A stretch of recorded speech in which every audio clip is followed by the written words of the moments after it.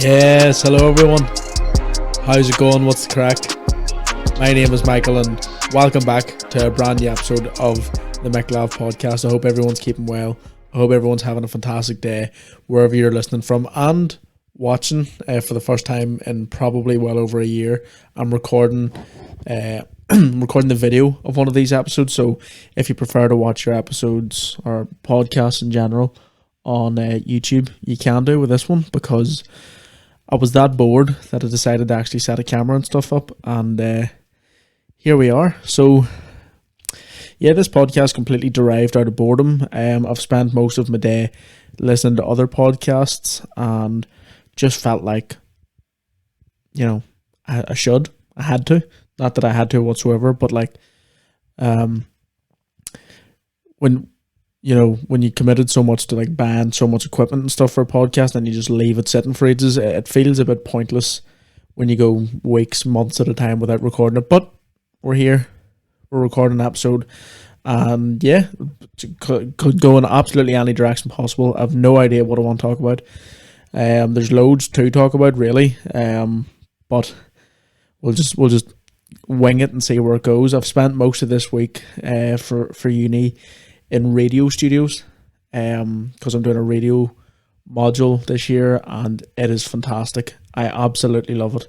And like, that's professional. That's a really like proper setup, soundproof rooms, proper speakers, like cameras, or not cameras, like microphones, properly set up, the like mixing desk, the whole lot. It's just incredible, and it would really, you know, if you were sort of sitting on the edge whether you wanted to do radio work or not as a career, as I sort of was coming into this year, it would really make you want to do it. If you got to work in that sort of environment every single day, that would be brilliant.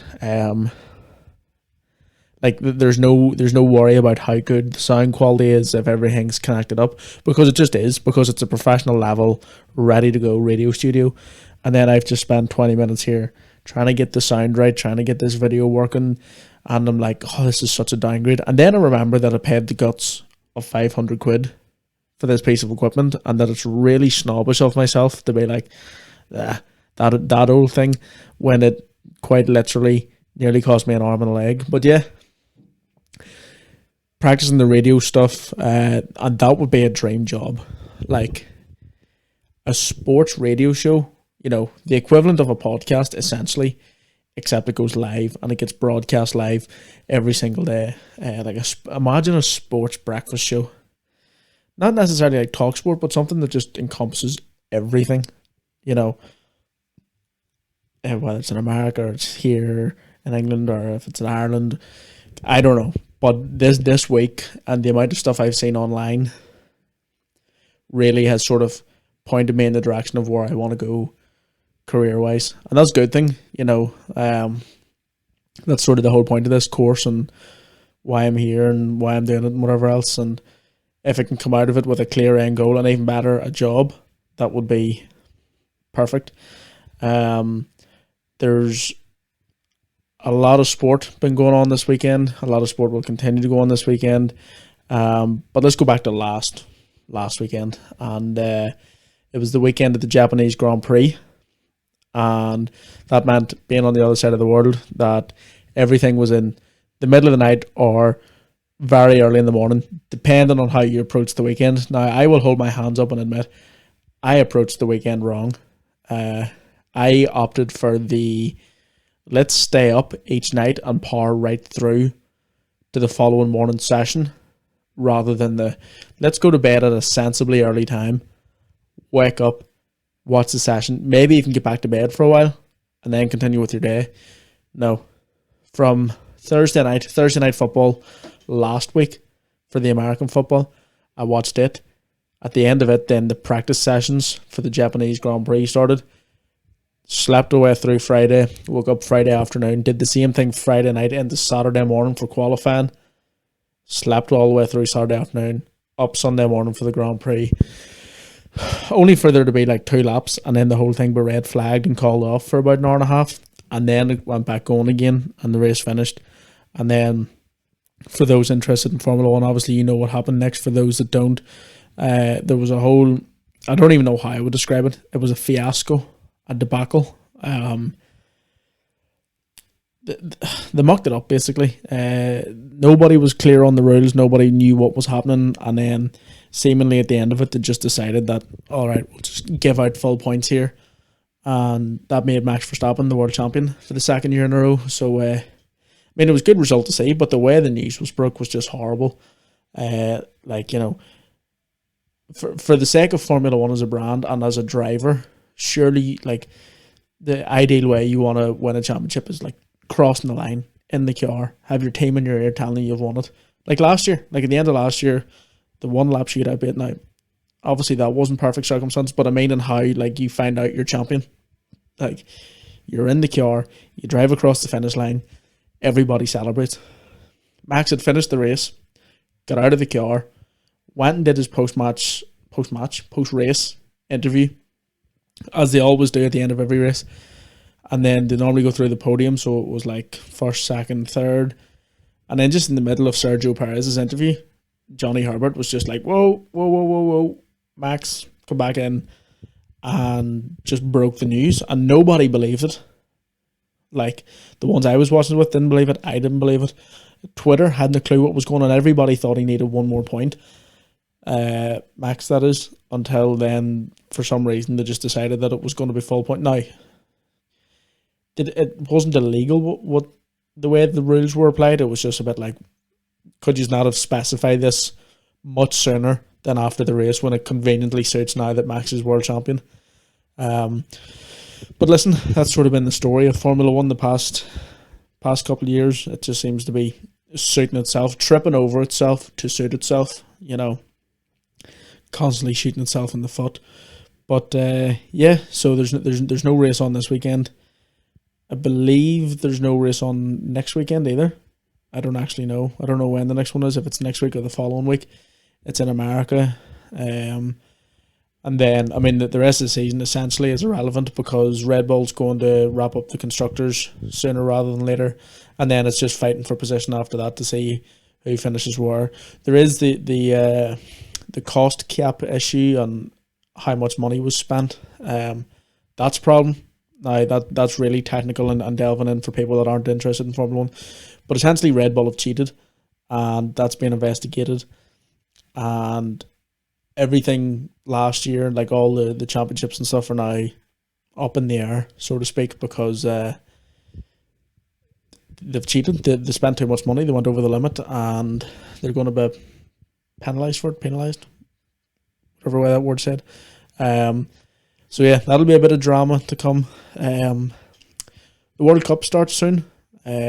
Just over a month, in and around a month's time. And that's going to be hectic. Like, it's fine, and like in the summer, you think, oh, we've all summer to play the World Cup, and you know it plays out over 4, maybe 5 weeks or whatever it is. But like the fact that this is squeezing in from November to just before Christmas, it just makes it feel so much more condensed, even though it's probably over the same exact time frame that a normal World Cup would be, except for the fact that it's in winter and it's probably going to be brutal. Like, I don't imagine there'll be much atmosphere at these matches. I can see a lot of like artificially generated atmosphere, like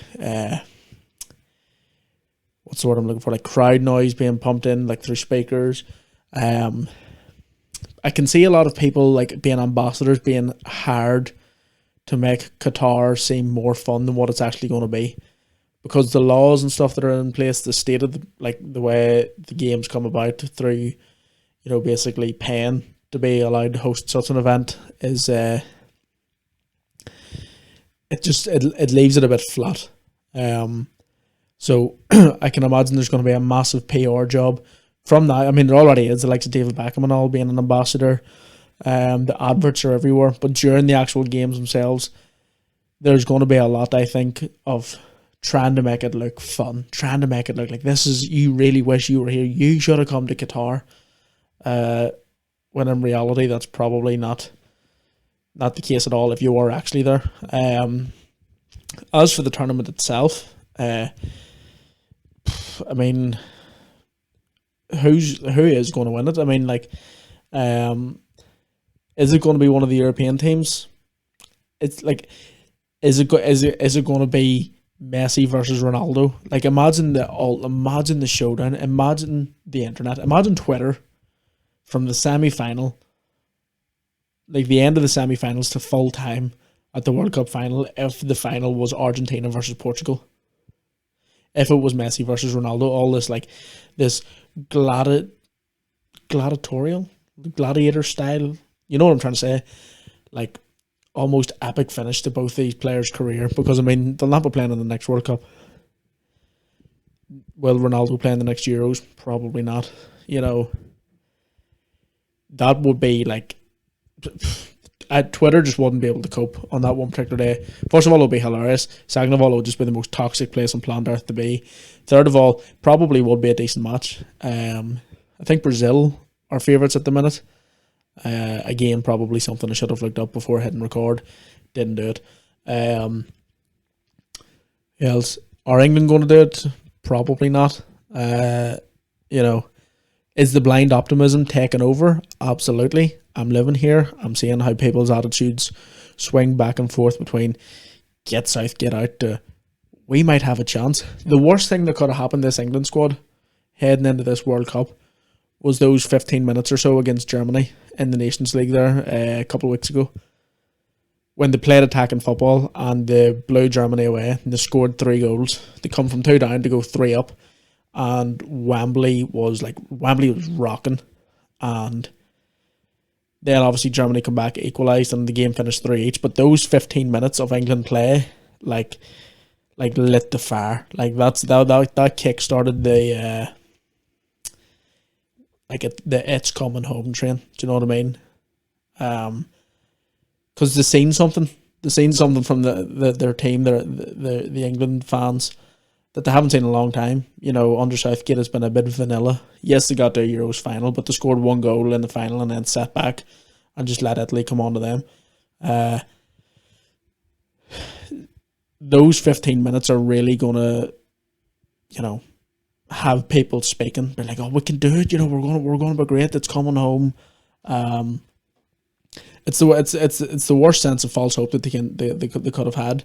I would love nothing more than America, like the United States national team, for them to beat England. One, because it would be hilarious. Two, Twitter would be absolutely fantastic. It shows the state of my life at the minute whenever I'm comparing how good a day can be to how Twitter deals with real world events. You know, if you're going to get good memes off Twitter, then I'm going to have a good day. It's plain and simple.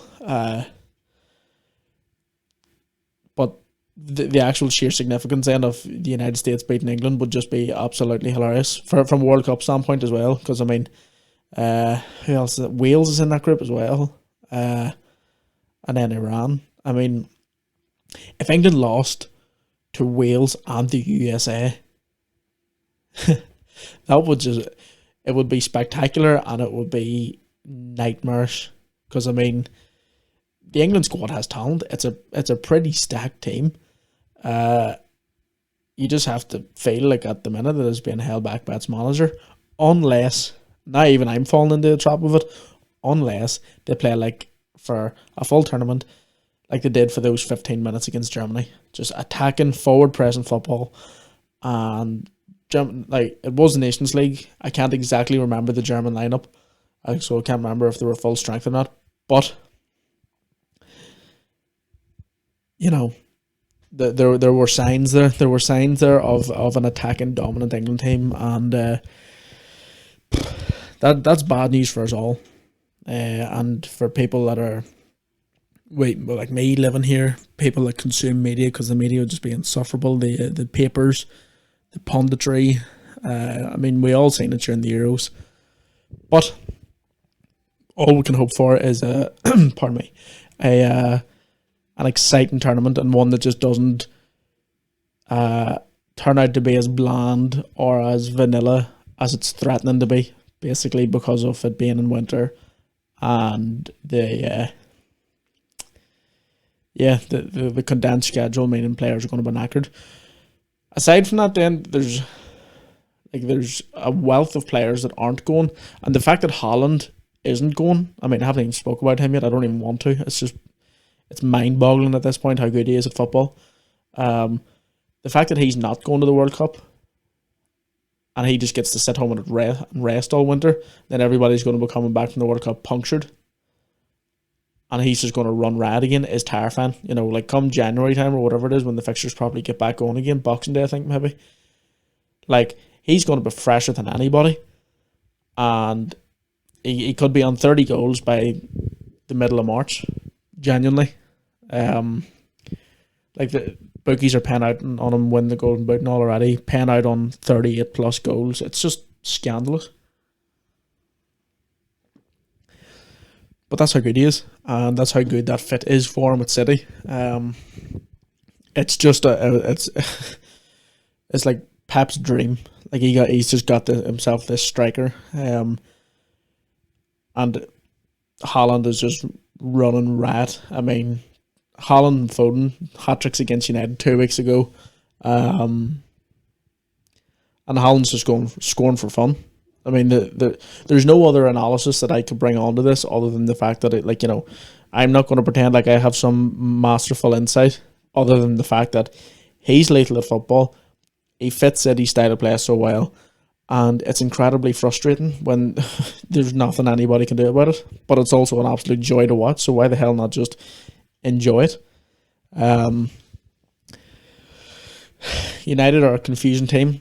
Don't know what the hell's going on. I mean, like 1 minute I'm beyond excited and pumped and just can't believe how good things are going.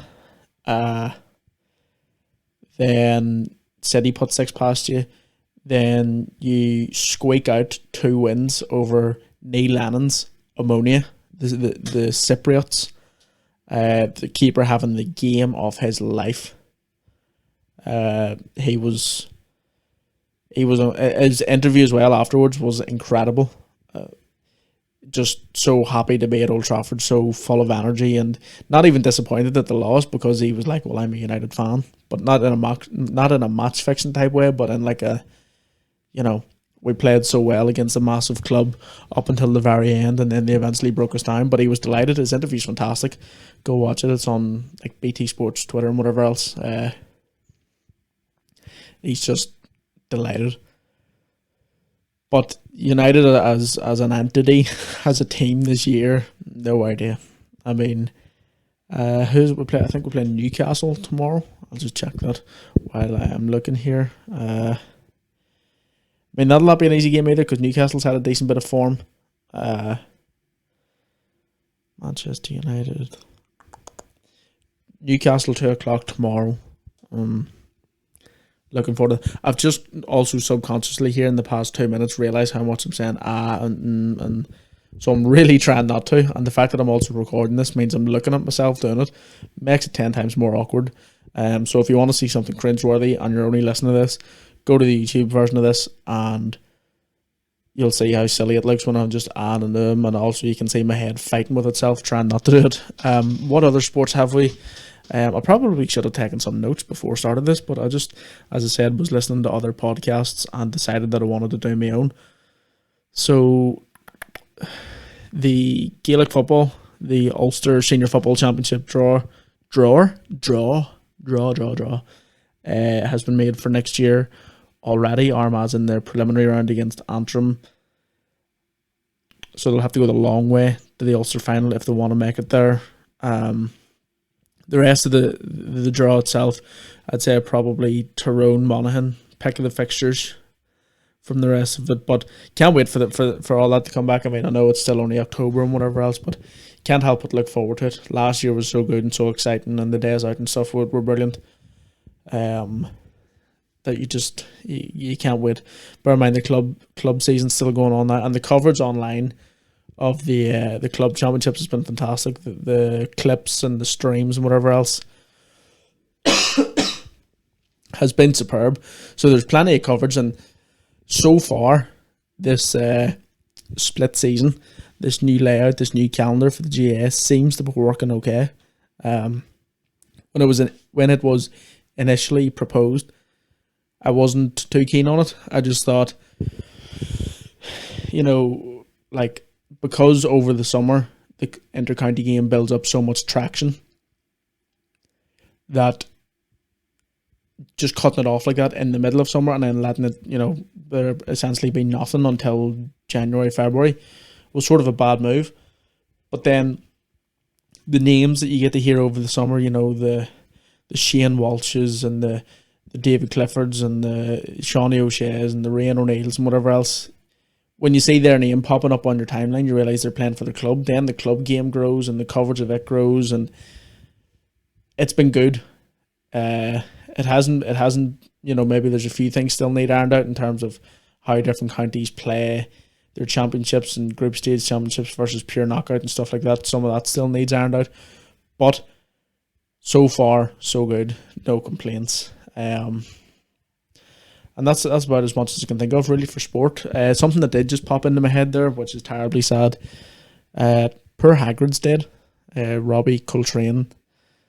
That came out yesterday. Harry Potter, whatever else. This is always the time of year when you watch Harry Potter, sort of from Halloween right up to Christmas. So that'll be strange watching it this year. Knowing that he's died. It was sad. You hear these things and why would it ever matter to you, or why would you ever care? And then you realise that's actually terribly sad, because you've grown up all your life watching these films, and Hagrid is so instantly recognisable. There is only one Hagrid. He's 7 foot whatever tall, and it instantly, he's so referenceable in so many different ways. That it was a bit sad. I know that was a bit of a somber turn to the podcast there, but just something that popped into my head. So I feel like that's pretty much everything covered that I wanted to cover. I say I wanted to cover. I had no idea what I was going to talk about. Talked about the football, the Formula One, the NFL's ongoing as well. The NFL needs to sort of shit out, essentially. The whole mess over Tua Tagovailoa and his concussion, and being allowed to play 4 days after his first one, getting another one, could have literally killed him. I was in London. I wasn't at the game. I was in London the day of one of the games, and London in October is amazing. London in October is did I just make that noise? Did that just come from me? It must have done. Anyway, so weird. Sorry. London in October is just fantastic. It's NFL season. The place is decorated. Head to toe in NFL stuff, and it's just so enjoyable. So the fact that I wasn't there for any of the matches was a bit annoying. Just being in the city though itself was fantastic. I can't believe that noise had just come out of me there. It was it's like my throat needs WD-40 or something. It was squeaking like mad. What a horrible way to end this episode. Yeah, I think that's it, pretty much covered. I've thrown myself completely off track now by just making weird dinosaur noises unintentionally. I will hopefully do these more regularly. Again, broken record, say this every single time, but now that I know that I can record them and have all the sounds and stuff come out of the desk over there, not that I used any of the night apart from the intro, that is good, and it's fun to sort of, you can add a few different things in, whatever else. But yeah, I feel like I'll wrap it up here, and I'll pick it up again soon probably. I would love to record an episode in the studios that I was talking about, because that would be professional level. That would be a high quality. That would be enjoyable as well. So I'll maybe see if I can recruit some people for that. But for now, for the time being, thank you so much for listening or watching. If you have done, I do appreciate it. And I'll see us all in the next episode of the McLav podcast. Cheers.